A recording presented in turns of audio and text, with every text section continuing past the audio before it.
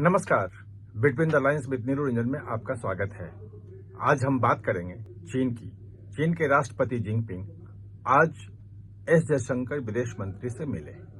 राष्ट्रपति का विदेश मंत्री से मिलना, अपने से छोटे राजनेता से मिलना एक बड़ा संकेत है, और ये संकेत क्या है इसको आज हम समझने की कोशिश करेंगे।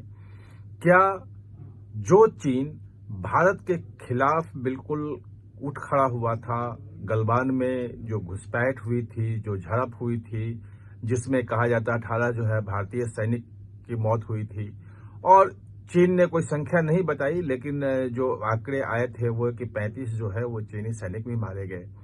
दोनों के रिश्तों में जो तानातनी हुई वो हम जानते हैं कैसे क्या हुआ। उसके बाद धीरे धीरे चीन जो है झुकने लगा। पिछले साल जो है समझौता भी हुआ, और खासतौर पे जो LAC जो है इलाका, लाइन ऑफ एक्चुअल कंट्रोल जो है, उसमें पेट्रोलिंग को लेकर के एक समझौता हुआ कि दोनों अपने अपने क्षेत्रों में जहां जहां विवादित क्षेत्र है वहां दोनों पार्टियां पेट्रोलिंग कर सकती। डिटेल हुआ था, वो भी हमने आपको बताया था। और पिछले साल जिनपिंग और मोदी की, प्रधानमंत्री मोदी की मुलाकात भी हुई थी, और ये माना जा रहा था कि ये कहीं ना कहीं से जो तनाव है, जो रिश्तों में बर्फ पड़ी हुई, उसके पिघलने के संकेत है। लेकिन वो संकेत कुछ आगे जा रहे हैं, और ऐसे में जबकि भारत पाकिस्तान के बीच में ऑपरेशन सिंदूर के दौरान जो झड़प हुई थी उसमें बिल्कुल साफ आया कि चीन खुल के पाकिस्तान की मदद कर रहा था, और ये भी कहा गया कि उधार के चाकू से जो है वो ऑपरेशन कर रहा था। वो अपने तमाम इक्विपमेंट का लाइव जो है वो एक्सपेरिमेंट कर रहा था। भारत के जो उप सेनाध्यक्ष थे उन्होंने ये सारी चीजें कही, उसमें बताया।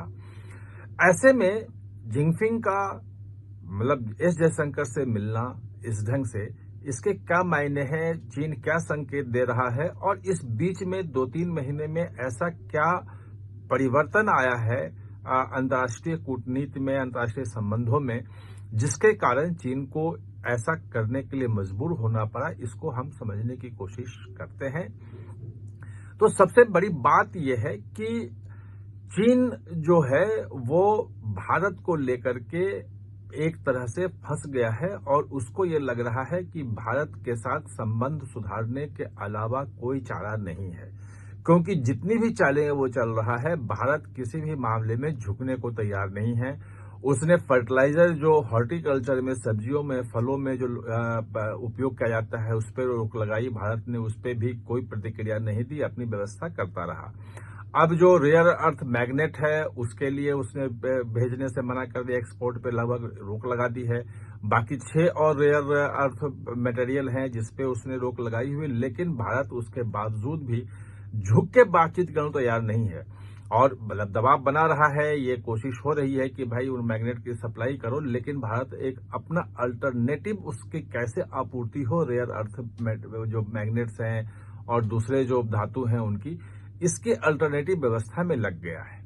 चीन को भी लग रहा है कि हमारे तमाम दाव कहीं न कहीं से पीछे हट रहे हैं। मोदी को जो झुकाने की कोशिश थी, जो छोटा करने की 2020 में कोशिश की थी, जो 2019 में 56 इंच के सीने की बात थी, और अगर चीन से झड़प होगी तो कहां जाएगा। और आपने विपक्ष को देखा भी कि चीन के साथ जब तनातनी हुई तो लगातार मोदी पे हमला हो रहा था कि आप कुछ नहीं कर रहे हैं चीन के साथ, और चीन जो है सब कुछ बोल रहा है। ये तमाम चीजें चल रही थी।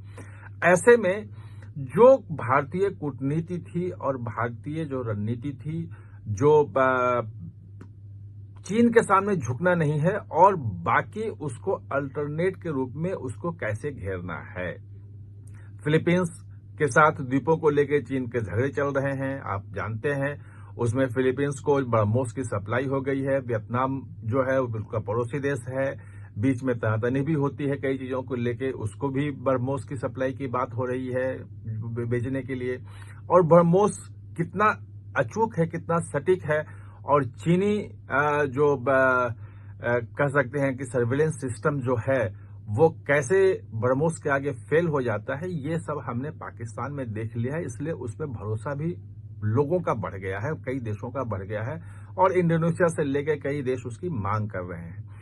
ऐसे में चीन को ये लग रहा है कि कहीं एशिया में वो अलग थलग न पड़ जाए, और भारत का जो वर्चस्व है जिस ढंग से बढ़ता जा रहा है, एक्सपोर्ट बढ़ता जा रहा है, इकोनॉमी जिस ढंग से सुधर रही है, अच्छा कर रही है, और चीन वहीं स्ट्रगल कर रहा है। चीन में राजनीतिक अस्थिरता के भी संकेत मिल रहे हैं।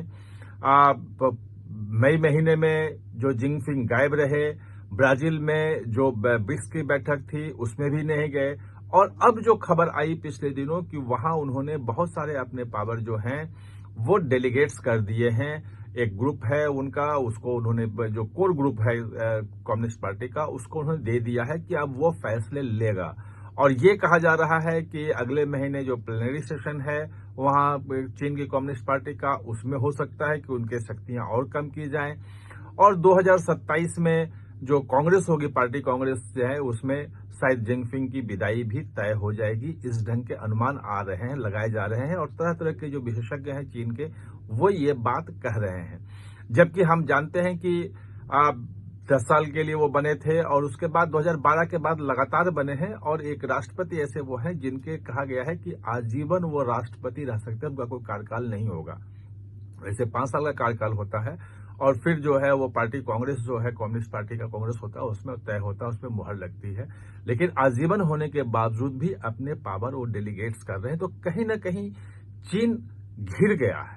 और पाकिस्तान को लेकर के जो भी उसने सहयोग किया हो, लेकिन पाकिस्तान जिस ढंग से जाके अमेरिका के गोद में बैठा है, जो बलूचिस्तान के में जो माइंस हैं, मिनरल्स हैं, जो रेयर अर्थ मटेरियल्स भी कहते हैं कि वहां बहुत सारे हैं, उसको लेकर के जो राष्ट्रपति हैं ट्रंप, उनके परिवार की कंपनियों से समझौते हो रहे हैं और उनको राइट दे रहा है, जो चीन को कहीं ना कहीं लग रहा है कि फंस गए। दूसरी बात कि $62 बिलियन का वहां जो चाइना पाकिस्तान इकोनॉमिक कॉरिडोर है, सीपीईसी, उसमें चीन जो है निवेश कर चुका है, और उसके फायदे नहीं मिल रहे हैं, और कहीं ना कहीं से लग रहा है कि वो पैसे भी डूब रहे हैं। और पाकिस्तान को लग रहा है कि जो भी चीन पैसे दिया है, जो कुछ भी कर रहा है, उसके बदले में रिटर्न उसको काफी देना पड़ रहा है। एक ऑल वेदर दोस्त तो है, फ्रेंड तो है, और दुहाई भी देता है वो, लेकिन जो इक्विपमेंट जिस ढंग से ऑपरेशन सिंदूर के दौरान जो एक्सपोज हो गए चाइना के, वो पाकिस्तान को सोचने पे मजबूर कर दे रहा है कि चाइनीज पे 80% जो इक्विपमेंट्स हैं, हार्डवेयर मतलब और सॉफ्टवेयर जो भी है, मिलिट्री इक्विपमेंट्स, वो चाइना से लेता है पाकिस्तान। और जिस ढंग से एक्सपोज हुआ, उसके 13 एयर बेसेस भारत ने उड़ा दिया, 9 आतंकी जो अड्डे थे उस पर हमला किया, और पाकिस्तान कुछ नहीं कर पाया। ऐसे में वो फिर से जा रहा है अमेरिका की तरफ, और अमेरिका से हाथ मिलाने की कोशिश कर रहा है। ये माना जा रहा है मुनीर और ट्रंप के बीच में जो डिनर पे बातचीत हुई, वो काफी महत्वपूर्ण कही जा रही है कि कहीं ना कहीं पाकिस्तान ये संकेत दे रहा है कि वो अब अमेरिका की तरफ ज्यादा झुकेगा। जो जियोपॉलिटिकल सिचुएशन बदल रही है उसमें पाकिस्तान को ये लग रहा है, और यूएस को भी लग रहा है, ट्रंप को भी लग रहा है कि अगर भारत को थोड़ा सा बैलेंस करना है, रोकना है, भारत के साथ दोस्ती है, सब कुछ है, बहुत महत्वपूर्ण पार्टनर भी है, लेकिन पाकिस्तान भी अगर रहेगा तो थोड़ा भारत को हम कभी भी बैलेंस कर सकते हैं। इस नीति पे वो चल रहा है। ऐसे में चाइना जो है वो कहीं ना कहीं चीन बदल रहा है। दलाई लामा को लेकर के किरेन रिजिजू का बयान आ गया था। भारत का बिल्कुल स्पष्ट मत है कि वो दलाई लामा खुद अपना उत्तराधिकारी तय करेंगे, और सबसे कमजोर नस जो है दलाई लामा पूरे चीन की है, और उसके बारे में हम पहले आपको वीडियो में समझा चुके हैं।